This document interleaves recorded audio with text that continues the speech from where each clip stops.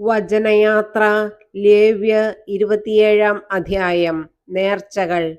കർത്താവ് മോശയോട് അരുളിച്ചെയ്തു, ഇസ്രായേൽ ജനത്തോട് പറയുക, വ്യക്തികളെ കർത്താവിന് നേരുകയാണെങ്കിൽ അവരുടെ വില നിശ്ചയിക്കേണ്ടത് ഇപ്രകാരമാണ്. 20-നും 60-നും മധ്യേ പ്രായമുള്ള പുരുഷനാണെങ്കിൽ അവന്റെ മൂല്യം വിശുദ്ധ മന്ദിരത്തിലെ നിരക്കനുസരിച്ച് 50 ഷെക്കൽ വെള്ളിയായിരിക്കണം. സ്ത്രീയാണെങ്കിൽ 30 ഷെക്കലും. 5 വയസ്സിനും 20 വയസ്സിനും മധ്യയാണെങ്കിൽ പുരുഷന് 20 ഷെക്കലും സ്ത്രീക്ക് 10 ഷെക്കലുമായിരിക്കണം മൂല്യം. 1 മാസം മുതൽ 5 വർഷം വരെയാണ് പ്രായമെങ്കിൽ ആൺകുട്ടിക്ക് 5 ഷെക്കൽ വെള്ളിയും പെൺകുട്ടിക്ക് 3 ഷെക്കൽ വെള്ളിയുമായിരിക്കണം. 60 അതിൽ കൂടുതലോ ആണ് പ്രായമെങ്കിൽ പുരുഷന് 15 ഷെക്കലും സ്ത്രീക്ക് 10 ഷെക്കലുമായിരിക്കണം.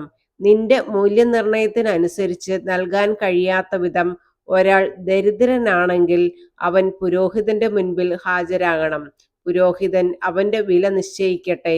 നേർന്നവന്റെ കഴിവിനനുസരിച്ച് പുരോഹിതൻ അവന് വില നിശ്ചയിക്കട്ടെ. കർത്താവിന് ബലിയർപ്പിക്കാവുന്ന മൃഗത്തെയാണ് കർത്താവിന് നേരുന്നതെങ്കിൽ ആര് നേർന്നാലും അത് വിശുദ്ധമായിരിക്കും. അവൻ മറ്റൊന്നിനെ അതിന് പകരമാക്കുകയോ മറ്റൊന്നുമായി വച്ചുമാറുകയോ ചെയ്യരുത്. നല്ലതിന് പകരം ചീത്തയെയോ ചീത്തയ്ക്ക് പകരം നല്ലതിനെയോ വെച്ചുമാറരുത്. ഒരു മൃഗത്തെ മറ്റൊരു മൃഗവുമായി വച്ചുമാറുന്നെങ്കിൽ രണ്ടും കർത്താവിനുള്ളതായിരിക്കും.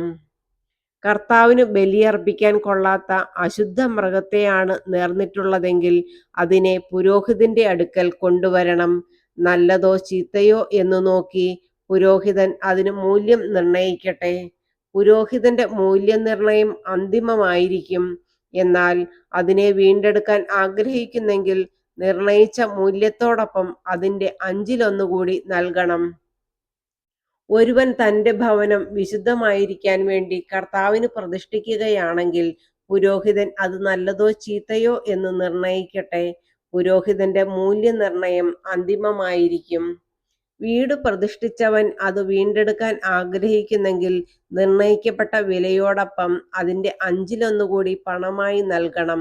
അപ്പോൾ വീട് അവൻ്റേതാകും. ഒരാൾ തനിക്ക് അവകാശമായി ലഭിച്ച വസ്തുവിൽ ഒരു ഭാഗം കർത്താവിന് സമർപ്പിക്കുകയാണെങ്കിൽ അതിനുവേണ്ട വിത്തിന്റെ കണക്കനുസരിച്ചായിരിക്കണം മൂല്യനിർണയം.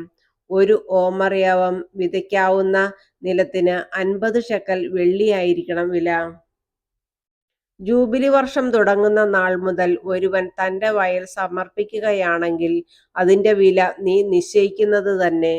എന്നാൽ അവൻ ജൂബിലിക്ക് ശേഷമാണ് വയൽ സമർപ്പിക്കുന്നതെങ്കിൽ അടുത്ത ജൂബിലി വരെ എത്ര വർഷമുണ്ടെന്ന് കണക്കാക്കി അതനുസരിച്ച് പുരോഹിതൻ മൂല്യനിർണയം നടത്തണം. അത് നീ നിർണയിച്ച മൂല്യത്തിൽ നിന്ന് കുറയ്ക്കണം.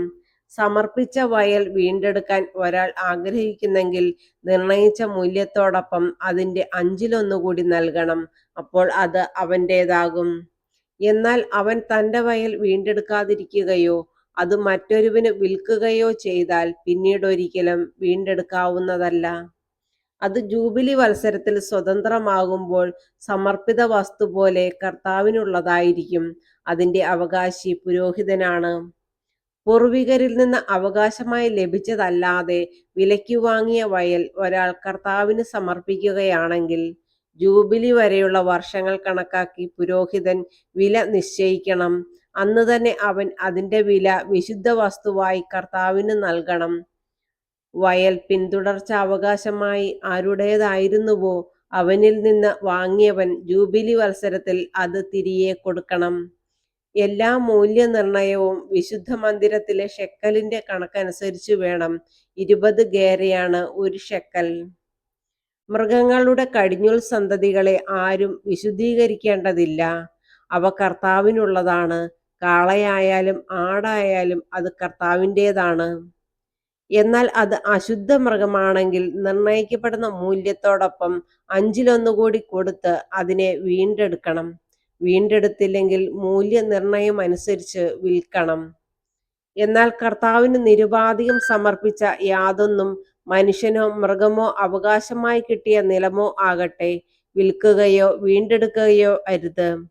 സമർപ്പിത വസ്തുക്കൾ കർത്താവിന് ഏറ്റവും വിശുദ്ധമാണ്.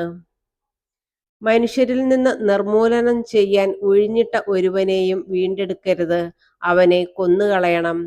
ധാന്യങ്ങളോ വൃക്ഷങ്ങളുടെ ഫലങ്ങളോ ആയി ദേശത്തുള്ളവയുടെയെല്ലാം ദശാംശം കർത്താവിനുള്ളതാണ്, അത് കർത്താവിന് വിശുദ്ധമാണ്. ആരെങ്കിലും ദശാംശത്തിൽ നിന്ന് ഒരു ഭാഗം വീണ്ടെടുക്കാൻ ആഗ്രഹിച്ചാൽ അതോടൊപ്പം അഞ്ചിലൊന്നുകൂടി കൊടുക്കണം.